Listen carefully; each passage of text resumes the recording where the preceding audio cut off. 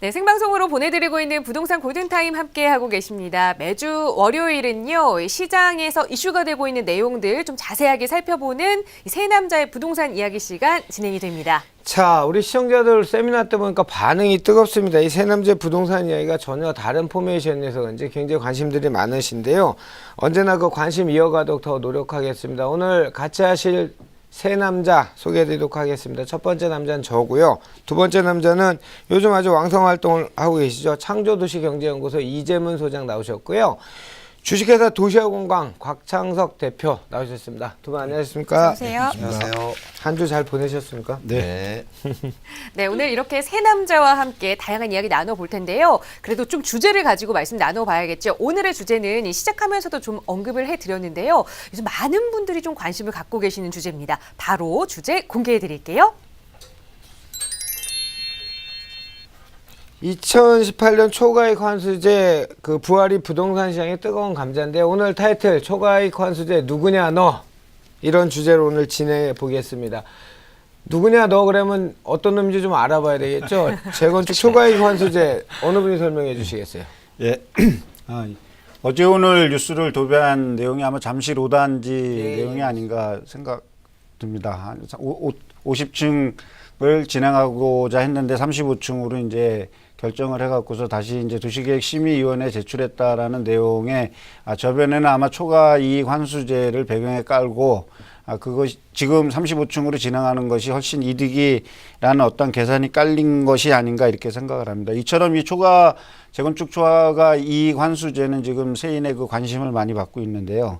2006년 그 참여정부 시절에 재건축 사업으로 인한 개발 이익의 사유화를 방지하고 그 이익을 환수해서 어떤 주택 가격의 안정과 사회적 형평을 기하기 위해서 실시된 제도는 많은 논란의 여지를 남겨왔습니다. 2012년 부동산 경기가 침체되면서 부동산 경기를 살리기 위해서 현재 2017년 12월 31일까지 약 5년간 이제 유예가 됐는데요.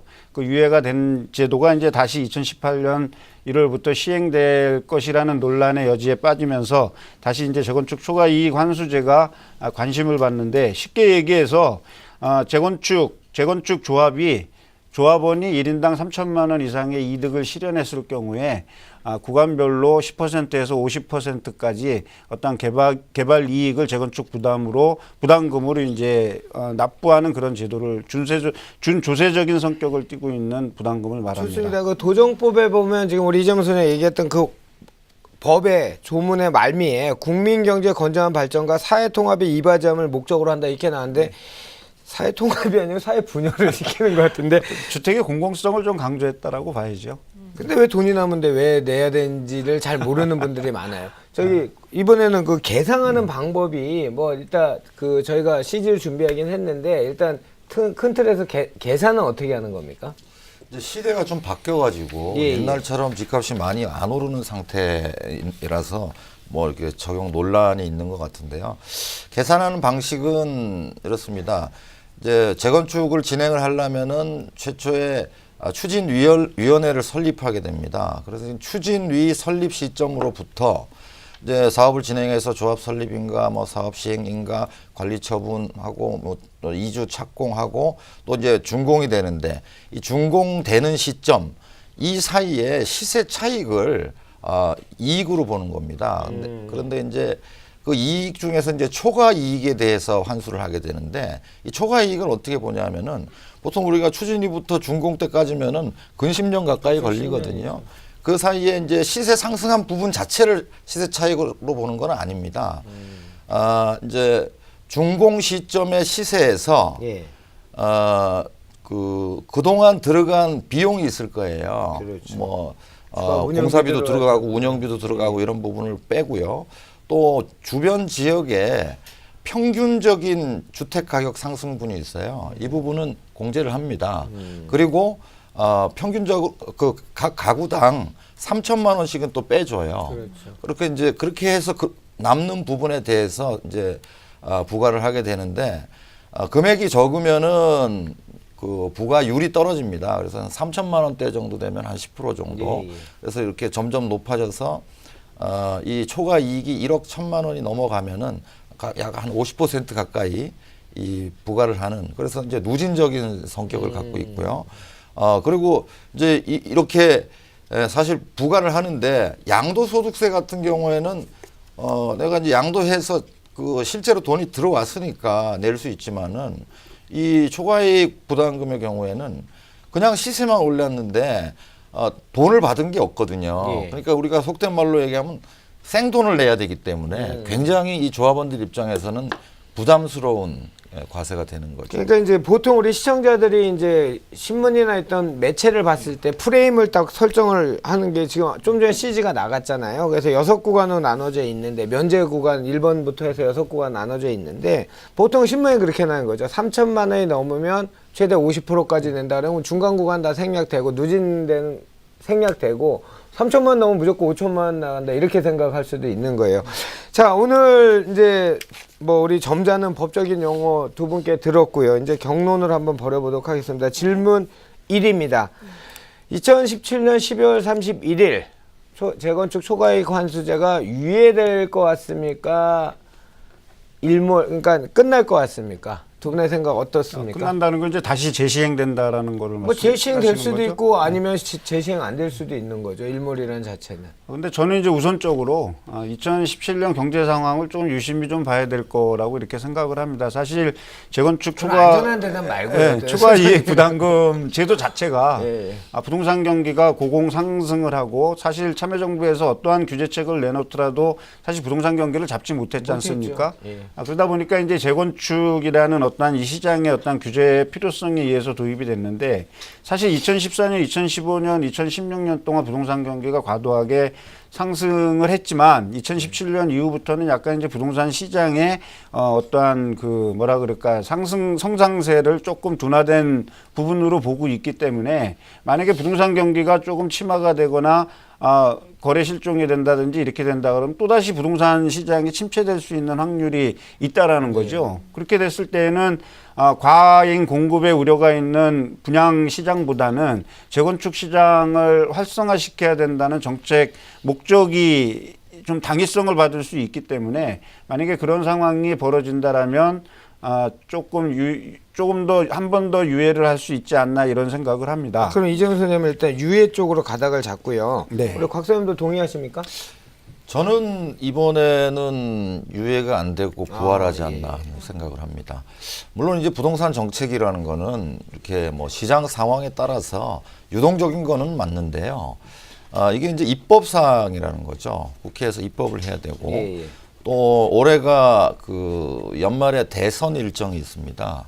사실 이 재건축 초과이익 환수로 인해서 불이익을 당하는 사람들의 숫자는 사실 극소수라고 봐야 돼요. 재건축만 하는 그렇죠. 재건축만 하는 거고 또 사실 강남권에 많이 해당되는 얘기고 이러다 보니까 연말에 대선 전국이 됐을 때 과연 이 초과이익 환수제를 다시 유예시켜주는 선택을 국회에서 할 수 있을까?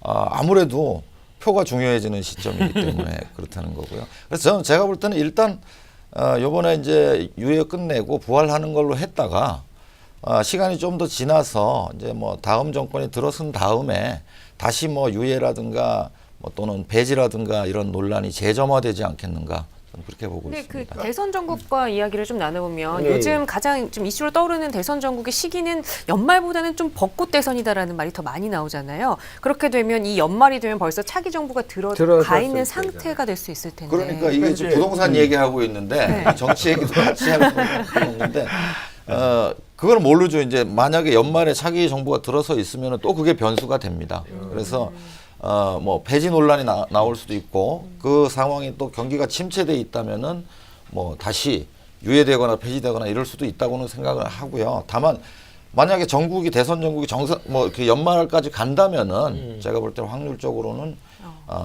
그 한번 그 부활시키지 않겠는가. 되게 전 그게 싫어요. 제가 늘 얘기했지만 타인갭, 이 표를 의식하지 않는 정치인이 올곧은 입법을 하고 올곧은 정치였으면 좋겠는데 뭐 쌀 직불금도 그렇고 우리 주변에 얼마나 그런 타임갭을 의식한 그런 정책들이 많습니까? 너무 싫습니다. 현실적으로는 무시할 수 없는 상황이죠. 지금 저기 우리 김현국께서 말씀하셨듯이 대선 전국이 앞으로 당겨진다라면 과연 이 대선 핫 이슈에 부동산 정책이 과연 논란의 여지가 될 수 있느냐. 그리고 그 논란의 여지를 2018년 1월부터 시행되는 이거를 6개월, 7개월 땡겨와서 지금부터 그 규제를 풀겠다.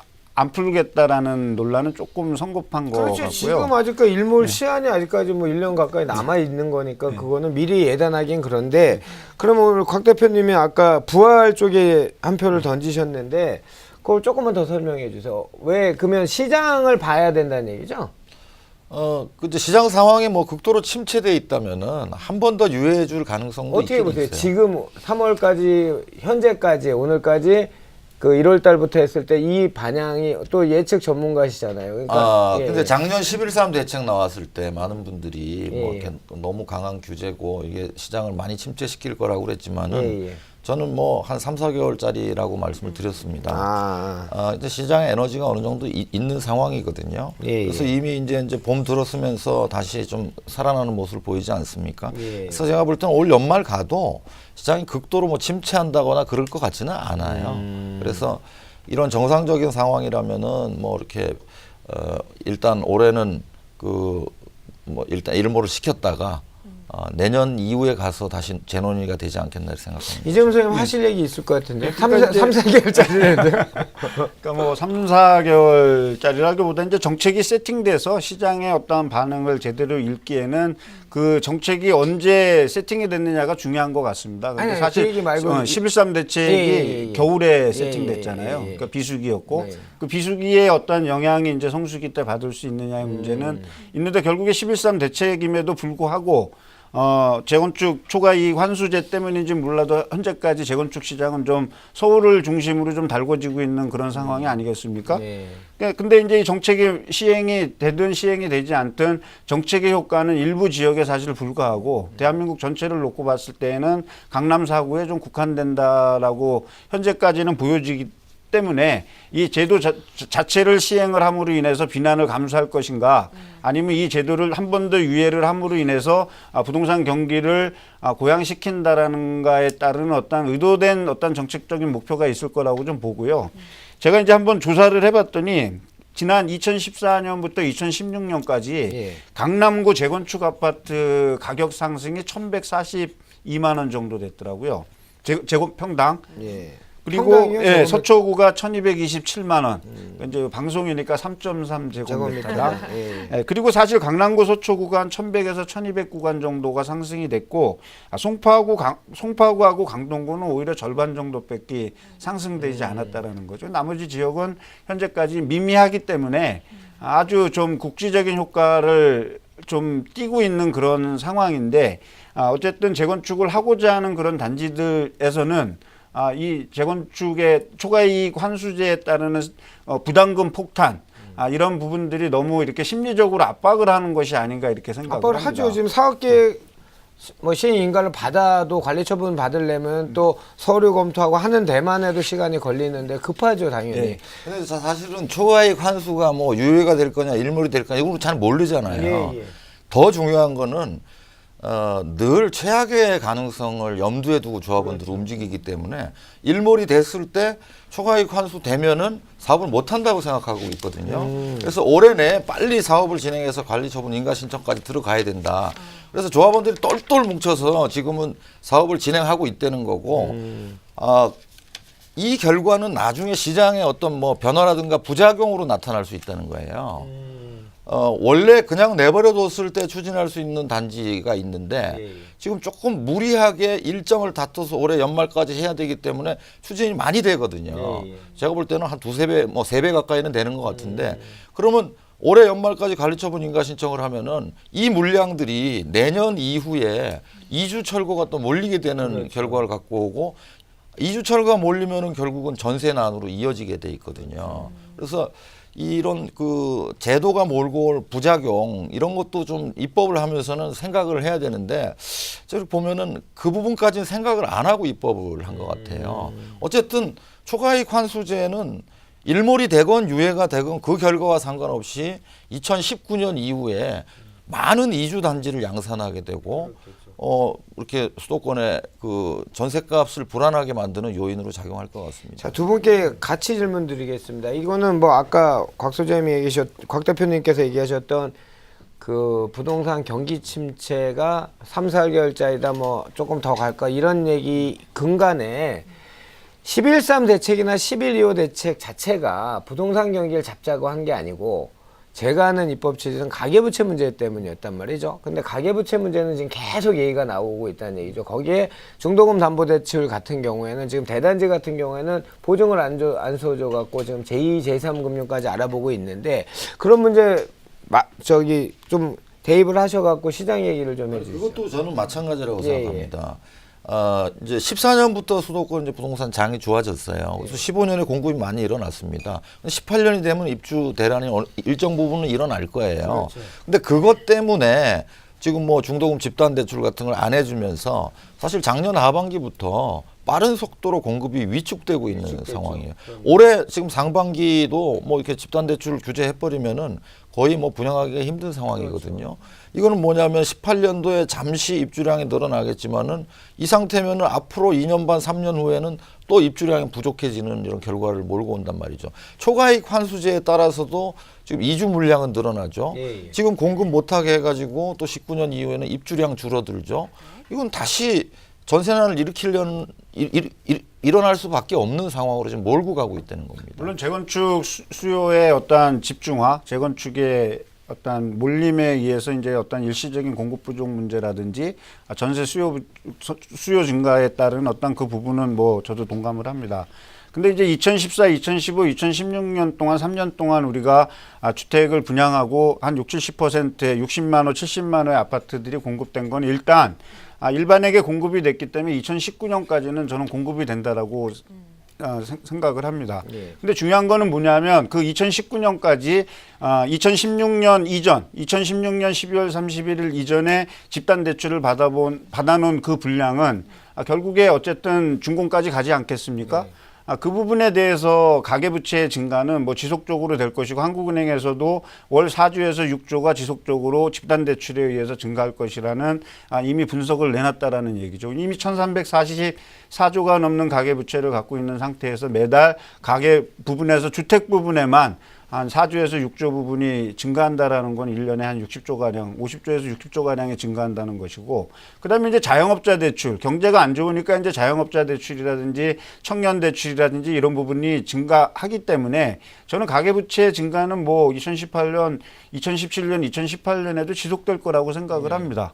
결국에 이 가계부채를 잡을 수 있는 방법은 부동산 가격이 좀 올라가줘서 내가 가지고 있는 부채 부담을 좀 줄여주거나 아니면 내가 소득이 증가하거나의 방법인데 현실적으로는 조금 그런 것이 어렵다라고 지금 판단이 되기 때문에 조금 우려감이 있는 것 같습니다. 그러니까 그 우려를 저를 여쭤보는 거예요. 그렇게 우려가 되는데 예를 들어서 지금 뭐 내수경기 활성화 같은 경우에는 지금 정책 나오는 거로 봐서는 요원하고 지금 당분간 요원한 것 같고 세계에서는 대한민국이 기초체력이 좋고 괜찮은 나라로 가는데 우리나라에서만 이렇게 지금 힘들고 나라가 당장 문제가 될 것처럼 얘기해서 답답해서 드린 말씀이 그러면 주택가격은 그렇게 안 올라가고 그 내수경 체력이 안 받침되는데 지금 말씀하신 제가 하나 찾은 게 있어요. 뭐냐면 지금 14, 15, 16 얘기하셨죠. 거꾸로 11년부터 14년까지 그 이전에는 평균 주택 공급이 47만 호가 됐었어요. 근데 11년부터 14년까지는 30만 호밖에 공급이 안 됐었어요. 그 잉여에 대한 거는 계산이 전혀 안 되고 14년부터 16년까지 과잉 공급된 얘기만 자꾸 하면서 18년, 19년인데 실제 정보 공공부문의 택지는 11년부터 급격히 줄기 시작했단 말이죠. 그런 부분은 어떻게 보세요? 그러니까 이제 과잉 공급의 문제가 제가 생각했을 때는 이것이 진짜 수요가 40만 가구인데 60만 가구가 있어서 과잉 공급의 문제는 저는 아니라고 봅니다. 뭐냐면 경기 순환에 따라서 내가 집을 사고 싶지만 돈이 없어서 못 살 경우에 집이 많이 져진다라는 거죠. 이건 과잉 공급이죠. 근데 내가 돈이 많은데 주택정책의 어떤 미비라든지 공급 물량의 조절 실패로 인해 갖고서 집을 사고자 하는 사람이 많이 늘어났는데 집이 일순간에 공급이 안 된다든지 이렇게 되면 공급 부족의 현상을 생기지 않겠습니까? 예, 결국에 뭐냐면 주택이 많이 지어지느냐 적게 지어지느냐의 문제가 아니고 경기 상황이 어떻게 풀리느냐에 따라서 반영되는 수치에 따라서 우리가 자꾸 논란의 여지가 있기 때문에 끊임없이 논란의 여지가 있는 것 같아요. 집은 계속 늘어나고 있지만 계속 증가하고 있지만 공급 부족의 문제는 경기 변동에 따라서 언제든지 나타나고 있지 않습니까? 그러니까 제가 드린 말씀 아니 그거에 근데 제가 좀 정리를 해야 될 것 같아요. 지금 부동산 모든 이슈들이 다 이 조금 연결이 돼 있어서 당연히 이 얘기를 하다 보면 저 얘기가 나오지만 질문을 너무 크게 주시니까 다시 재건축 초과이익 환수제 얘기 나오다 공급량 이야기로 넘어갔지 않습니까? 다시 좀 돌아와 보는 게 좋을 것 같아요. 좋습니다. 좀 이 최악의 상황을 가정하는 게 좋겠다라는 말씀을 아까 곽창석 대표님께서 해주셨는데 그렇다면 이 재건축 이 지금 단지에 살고 계신 분들이나 투자를 고민하시는 분들은 이 유예제가 이제 끝나고 다시 부활이 되는 상황이 조금 안 좋은 상황이 될 것 같습니다. 만약에 정말 다시 초과이익 환수제가 시행이 된다면 시장에는 좀 어떤 변화가 생기게 될지도 궁금해지거든요. 그러니까 예, 먼저 말씀하시죠. 먼저 하시죠. 뭐 늘 먼저 하셨어요. 제가 아까 얘기했으니까 이번에 곽 교수님 먼저 하시죠. 이제 유예 안 하고 일몰됐을 때 이제 문제인데 지금 이제 그 올해 연말까지 어쨌든 관리처분 인가 신청을 해서 저 뭐 노아의 방주라고 말씀드리고 싶은데 거기에 이제 타게 되면은 살아나요. 근데 초과이익 환수제가 딱 걸리는 순간에 상당히 골치 아파집니다. 이 재건축을 추진하기가 굉장히 어려워질 수밖에 없어요. 초과이익 환수 당하죠. 양도소득세 내야죠. 그러면 원래 어디서 돈을 들고 사업하는 거 아닌데 준공 시점에는 어디서 돈을 끌어와서 이 환수금을 내야 되는 그런 결과가 나오니까 추진되기가 힘들거든요. 미실현 이익에 대한 과세 때문에 문제라는 뭐 얘기죠. 그런 것도 있고요. 그래서 그러면은 추진이 안 된다고 확정이 되면 당연히 내년 초에는 급매물이 쏟아질 수밖에 없지 않겠는가 하는 생각이 드는데 이제 문제는 그렇게 해서 막 급매물이 쏟아졌는데 만약에 또 뭐 국회에서 이거는 다시 유예시킨다거나 초과이익 환수를 폐기시킨다면은 정말 바보 되는 거예요. 그렇죠. 그때 가서는. 그렇죠. 이렇게 정부의 정책이나 제도에 따라서 시장이 이렇게 교란돼서는 안 됩니다. 안 되죠. 시세라는 거는 얼마든지 유동적이에요. 저는 시세를 통계를 만들어 본 사람이라 알지만은 그 당시의 경제 상황을 반영하는 건데 시세가 좀 올랐다고 해서 그걸 기준으로 해서 그러면 정말 운에 달리는 거예요. 시세가 오르는 시기에 재건축을 준공되는 시점에 오르는 단지는 초과이익을 잔뜩 환수당하고 안 오르는 시기에 준공되면은 그 시장 흐름까지도 조합원들이 다 파악하고 사업을 진행해야 되는 이런 모순이 생기거든요. 그래서 아마 뭐 어쨌든 일몰이 된다면은 내년 초에는 좀 급매가 쏟아질 수 있고 그게 어떤 면에서는 또 투자자 입장에서는 기회가 될 수도 있다. 그렇죠. 보여집니다. 네. 네, 뭐 일단 뭐 급매물이 쏟아진다. 뭐 궁극적으로는 저도 동의를 합니다. 노아의 방주 좋았습니다. 그 노아의 방주 말이 상당히 마음에 듭니다. 그러니까요. 근데 이제 그 재건축 아까도 말씀드렸지만 재건축이 추가 부담금의 문제는 이제 지역이 일부 아까도 말씀드렸 국한돼 있다라고 말씀을 드렸잖아요. 물론 이제 재건축 초과이익 환수제가 시행을 되든 안 되든 별로 관심 없는 지역이 있고 강남이나 서초처럼 이제 많이 올라간 지역들에서는 재건축에 따르는 추가 부담금이 진짜 계산을 해도 수억이 나올 수 있기 때문에 이제 그런 분야에서 그런 분들은 빨리 관리처분 계획을 받으려고 이제 많이 추진을 합니다. 근데 이제 올 그 관리처분 사업 시행 인가서부터 관리처분 계획까지 서울시의 그 평균 통계를 보면 한 48개월 정도가 걸리는데 그 1년 안에 이제 만약에 그거를 못했을 경우에는 그 실망감이 시장에 적극적으로 반영이 될 거라고 봅니다. 그렇게 된다 그러면 매물도 많이 나올 수 있고 가격 하락도 될 수 있고 또 그렇게 해서 추진을 했다가 이제 만약에 못하게 됐을 경우에 또 상호 비난이라든지 이제 이런 부분들도 많이 있기 때문에 단지 내에서 어떤 분열의 어떤 양상도 보여질 수 있기 때문에 이제 그런 부분들도 좀 우리가 우려를 해야 될 부분이라고 생각합니다. 좋습니다. 그렇다면 두 분 뭐 얘가 간간히 섞여 나오긴 했는데 두 분이 생각하신 이 재건축 초과이익 환수제의 가장 큰 문제점이 어떤 거라고 판단이 되십니까? 저는 제일 중요한 게 시가과세, 미실현 이익 과세가 문제라고 생각합니다. 우리가 양도소득세를 낸다는 거는 양도해서 차익이 생겼고 돈이 들어왔어요. 그렇죠. 들어온 돈을 가지고 세금을 내는 거는 그 세율이 적든 많든 간에 낼 수 있습니다. 그러나 그냥 시세가 올랐다, 가격이 올랐다, 아직 들어온 돈이 없어요. 그러면 어디선가 돈을 끌어다 와서 그 돈을 내야 되는, 환수금을 내야 되는 이런 큰 문제점이 생기거든요. 그럼 사업을 추진하기 힘들게 되고요. 지금 현재 서울 시내만 보면은 뭐 이렇게 2018년 이후에는 30년이 넘은 노후 아파트가 한 향후 20년간 급증하는 추세를 보이게 됩니다. 예. 이렇게 낡은 아파트들이 이렇게 되면 초과이익 환수제 시행하면은 부활되면은 사업 추진 못 한다고 봐요. 이거는 뭐냐면 이 서울 수도권에 빠른 속도의 슬럼화를 갖고 올 거라는 거죠. 이런 제도 때문에. 안 할 거니까 그런 그렇죠. 것들 때문에. 그다음에 두 번째는 이중과세 문제예요. 지금 지금 조례는 일부 이중과세를 방지하기 위한 장치도 돼 있긴 하지만은 어쨌든 초과이익 환수 이후에 양도하는 경우에는 발생되는 양도세에 대해서 부담금도 내고 양도세도 내는. 그래서 예컨대 한 100% 올랐는데 이거 다 내고 나면요, 은행 이자 빼고 나면 오히려 손해 볼 수 있는 이런 이중과세 논란, 이런 것들 때문에 제가 볼 때는 양도세로 충분히 커버가 가능한데 당시 2006년도에 집값이 너무 좀 많이 뛰었기 때문에 좀 무리한 제도가 아닌가, 저는 폐지해야지 마땅하다고 생각합니다. 저는 이제 우리 곽 대표님보다는 조금 이제 반대적인 의견을 갖고 있는데요. 예, 예. 물론 이제 미실현 이익에 따르는 과세라는 부분이 좀 유연적인 여지도 있고, 그 다음에 이제 그 부분에 따르는 이제 양도세와 이제 상관관계를 봤을 때 이제 이중과세라는 부담이 있다라고들 얘기하는데, 예. 이제 그거는 제도적인 개선으로 충분히 커버할 수 있다라고 생각을 합니다.